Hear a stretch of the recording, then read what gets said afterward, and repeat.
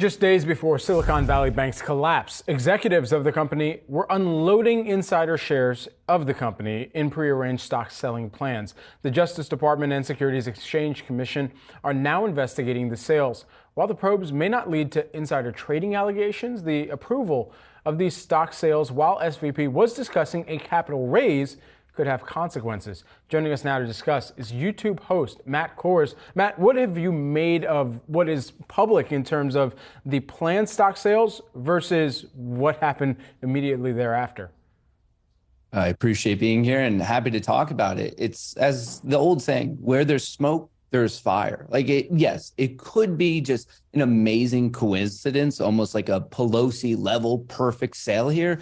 But I don't think so at all. I mean, it's one of these things where they filed the 10b5-1. Yes, we knew they were going to sell, but it was in January and then to be selling in February. And then a couple days after that, when the bank runs into some very serious troubles, I am of the opinion that and I get it, there's a huge debacle going on here. Is this the most important thing for everyone to be looking at? No, but I still am of the opinion that it should be looked at because the timing of it's a little bit too suspect in my mind.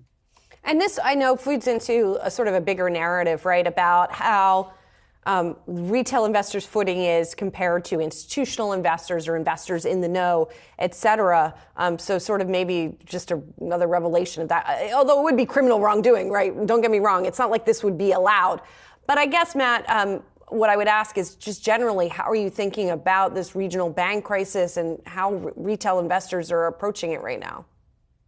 Oh, that's a great question. There's so many things going on. So with respect to just regional banking and that subset of really just the chaotic and erratic nature of the markets right now, retail, they're very, very vocal. So yes, they were calling out looking at, let's call it the alleged insider trading. But beyond that, a lot of retail, over $300 million worth of puts were set to expire in the money on Friday, but people weren't going to make money because the underlying wasn't trading. And a lot of brokers were telling people they're not allowed to exercise it. But because of the uproar within retail, finally, they were able to cave at the last second. This all happened last week. So finally a win. But this was very much being perceived as, once again, brokers seem to be placating, if you will, their market makers opposed to instead of their retail client. So I think that's one aspect of it. And I would actually say that's a great win for retail. But the general mindset is there's a lot of excitement. And I would argue what's traditionally thought to be quote unquote boring. We're seeing now that gold, it got above 2000. We're seeing a good push in silver, even TLT, some long-term bonds,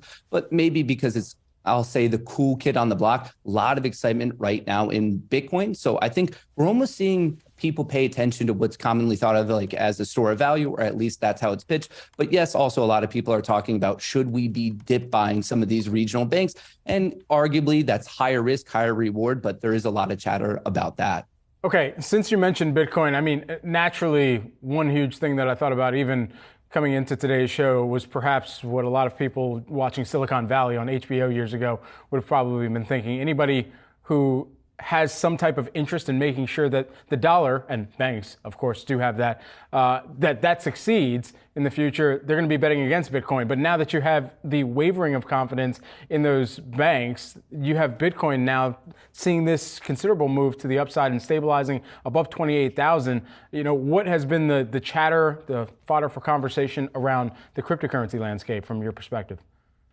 Oh, absolutely love this. And it almost connects to the previous question of just the chat about SVB. It's one of these things where you pull on a thread and all of a sudden it leads to so many other things. So yeah, we could be talking about banks, insider selling. Maybe it's mismanagement. Why did they not hedge their interest rate positions?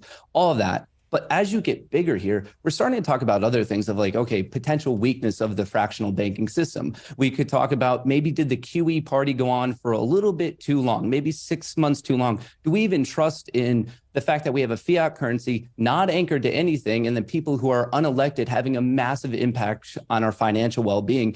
It is a great overall monetary and economic conversation. And yes, I think Bitcoin is a common answer in it. But the fact that the average person is now asking these pretty hard-hitting questions, for me personally, I think it's amazing because a lot of this financial education is just not simply taught here in the U.S.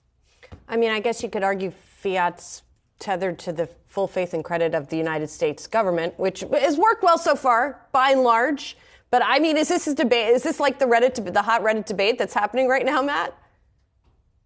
I mean, it's definitely a conversation because like there's just so much chaotic nature in the market. But as you're alluding to of faith in the government, I mean, not long ago, we were called crazy people if we thought that $5 trillion being printed within a year would cause inflation. We were told, no way is that going to happen. And then when they kind of caved and said, okay, maybe people are right, we were told that it was transitory. So in the long run, the general sense of faith in the government, well, I see what you're saying there. And arguably, we probably have bigger issues if we no longer do trust them. But in the short term, on certain matters, I mean, they've definitely had various follies. Yeah, good point. And we have bigger problems if we don't trust them. But certainly a lot of people are going into crypto right now because they are asking those questions. And we're seeing that resurgence. Matt, good to catch up with you. YouTube host Matt Kohrs giving his perspective for us today.